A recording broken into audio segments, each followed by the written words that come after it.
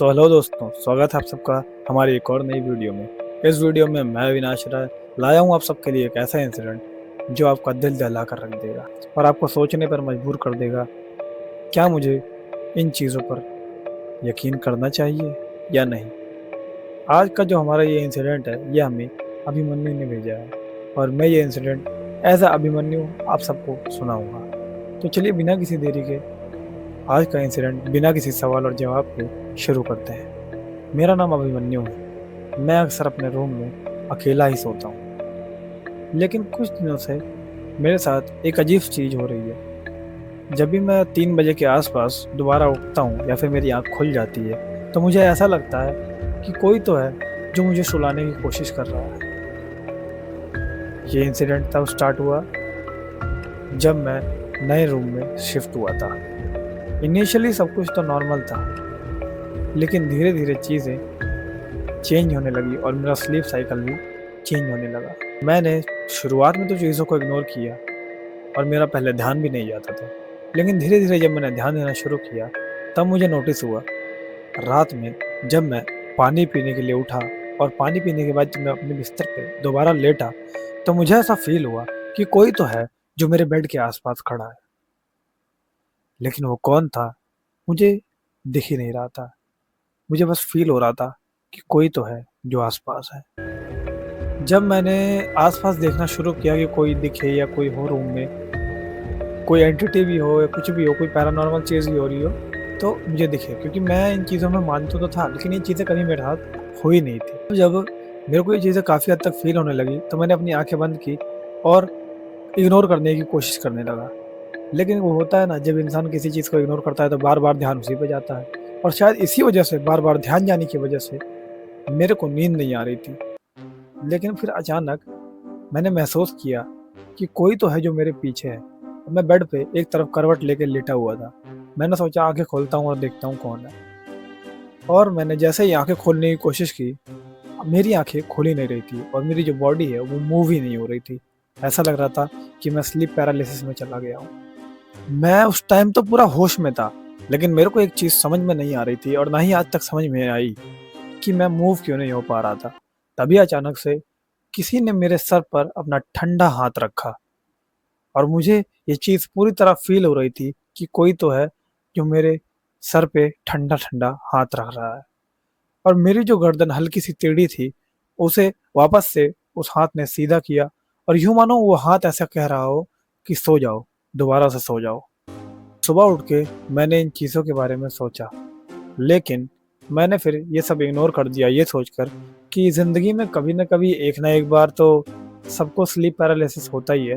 हो सकता है मुझे भी हुआ हो, और ये पहली बार था जब मुझे स्लीप पैरालिसिस हुआ था।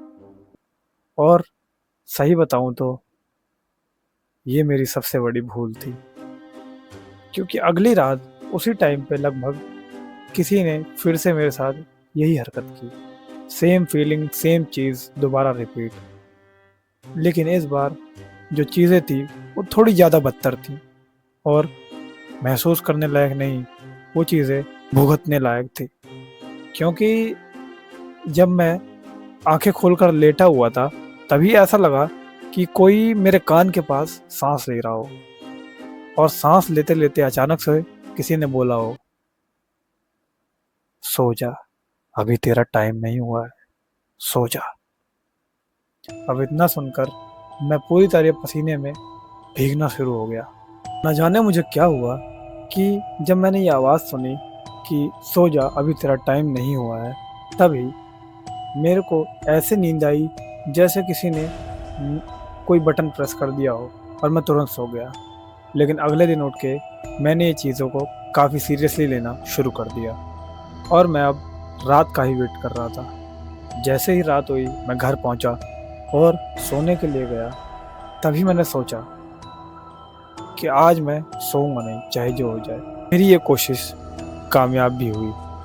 3:10, 3:11, 3:12, लेकिन तभी सडनली रूम का टेम्परेचर तेज़ी से गिरना शुरू हो गया और मुझे तापमान में ये गिरावट साफ साफ महसूस हो रही थी।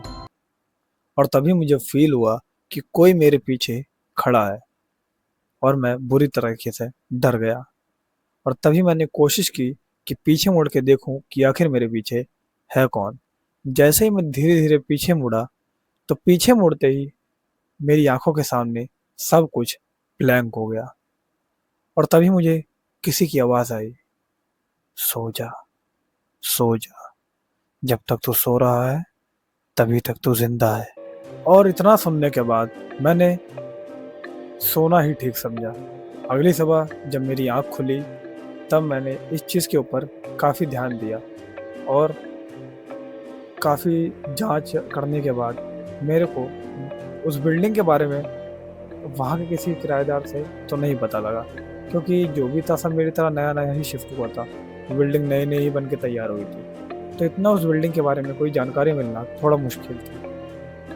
बात आई-गई हो जाती है और कुछ दिनों बाद मैं वापस से अपने गाँव जाता हूँ। और जब मैं गाँव गया, मैंने ये बातें बातों-बातों में अपने घरवालों को बताई और फिर उन्होंने मुझे चेक करवाया अपने गाँव के एक ओझा से। तब जाकर मुझे पता लगा कि ये बात सच थी। अगर मैं ना सोता तो शायद मैं मारा जाता, क्योंकि उस ओझा ने मुझे बताया कि जो तुम्हें बोलता था आकर तुम्हारे कान में सोने के लिए, वो तुम्हारे देवता थे। उस बिल्डिंग में कुछ ऐसा था जो तुम्हें हार्म करना चाहता था, और जब तुम सोते थे तभी तुम्हारे देवता तुम्हारी रक्षा कर पाते थे।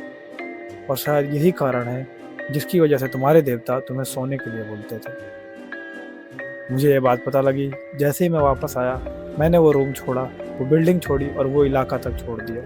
अब मैं किसी और एरिया में जॉब करता हूँ और प्राइवेसी कंसर्न्स की वजह से अभिमन्यु ने हमें वो एरिया का नाम बताने से मना किया है। हालाँकि हम आपको इतना बता सकते हैं कि वो जो एरिया है, वो जो लोकेशन है, वो दिल्ली की ही है। तो दोस्तों, ये था आज का एक रियल इंसिडेंट। और आज के इस रियल इंसिडेंट से हमें ये सीख मिलती है कि हर बार ज़रूरी नहीं कि अगर आपको कोई धमका रहा हो, तो आपके बुरे के लिए ही धमका रहा हो। कई बार धमकियाँ भी सुन लेनी चाहिए। लेकिन इसका मतलब मैं ये आपसे नहीं कहता कि आप किसी भी एंटिटी का कहा अपने जीवन में अप्लाई करो। सावधान रहो, सतर्क रहो, अपने बड़ों की राय सलाह लो और हमेशा इन चीज़ों से जितना हो सके उतना बचो। तब और आज का इंसिडेंट यहीं पे ख़त्म होता है। मैं अविनाश राय आपसे विदा लेता हूँ। तब तक के लिए याद रहे, डरना मत।